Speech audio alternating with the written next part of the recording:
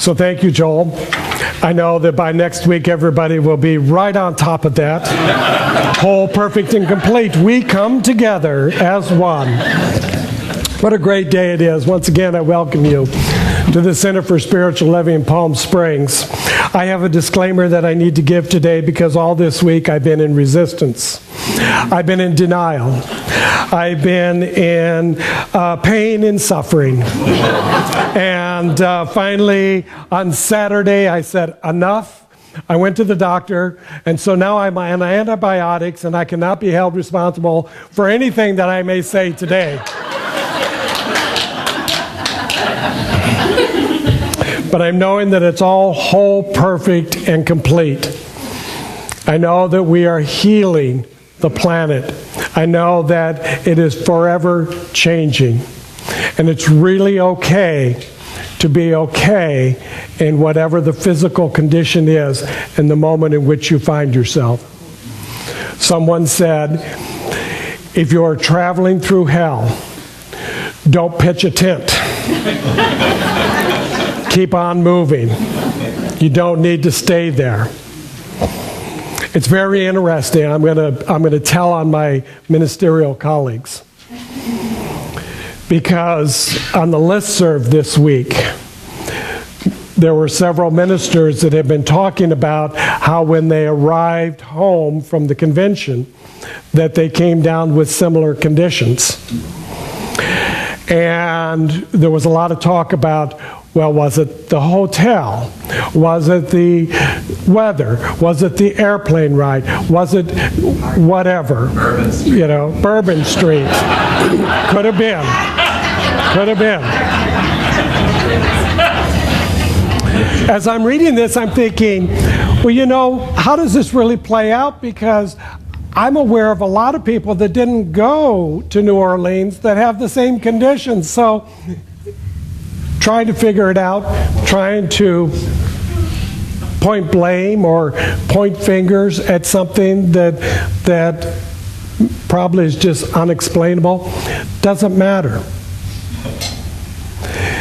If you have a condition, then step up, acknowledge that you have a condition, and then decide whether or not it serves you.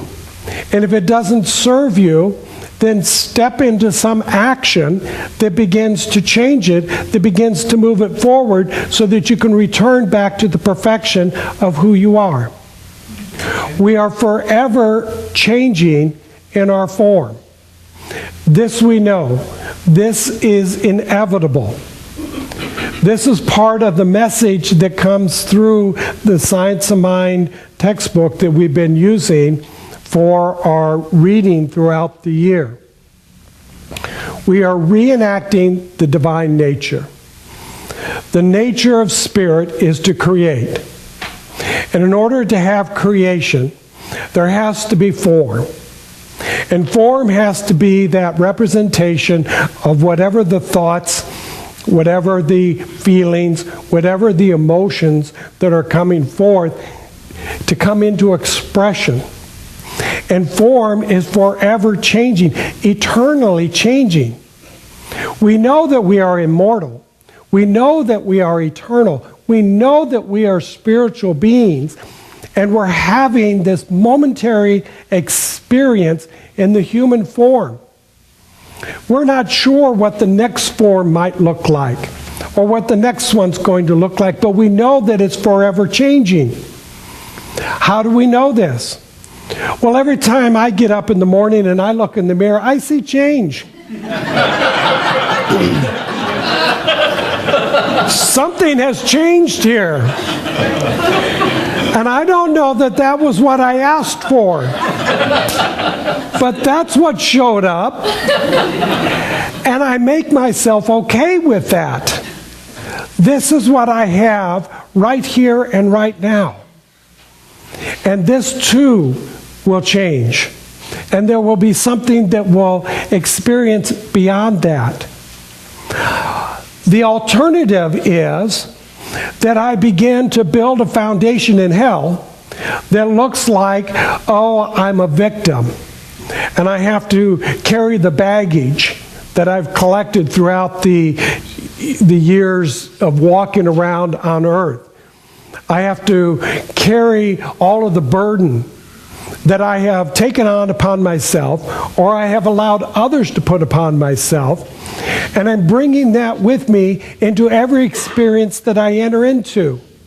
And I'm wondering why, no matter where I go, no matter what city I'm participating in or living in, no matter what job or career I've moved into, regardless of the relationship that I have, the one consistency is that I'm the one that shows up. And whatever I'm bringing with me from the past is what I arrive with in that new place. Last week I spoke about my experience of arriving in New Orleans. First class, stretch limo, pulled up to the hotel. No one was there to see it.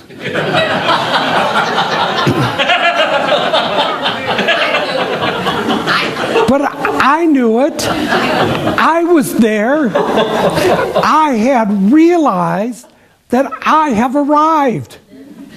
Regardless of the condition, I had arrived. And this was really, really good. This is what Spirit wants to create. This is the divine nature of what we know as the infinite intelligence, the eternal life, and the absolute power. Our founder, Ernest Holmes, created a symbol. We call it our teaching symbol, by which we can explain this. And it's embroidered here on this cloth. It's the circle representing all that is. Eternal, no beginning, no end. Everything is contained within the circle. Nothing is separate. You cannot get away from God. You might forget that you are one with that divine. You might think that you are something less. You might experience some condition that does not look like the perfection of the wholeness.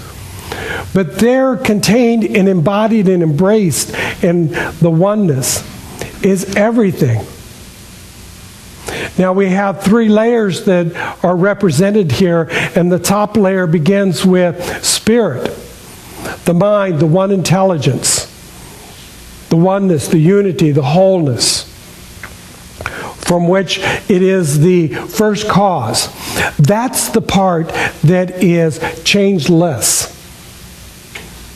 Never changes, never leaves, never abandons, never goes out of sight.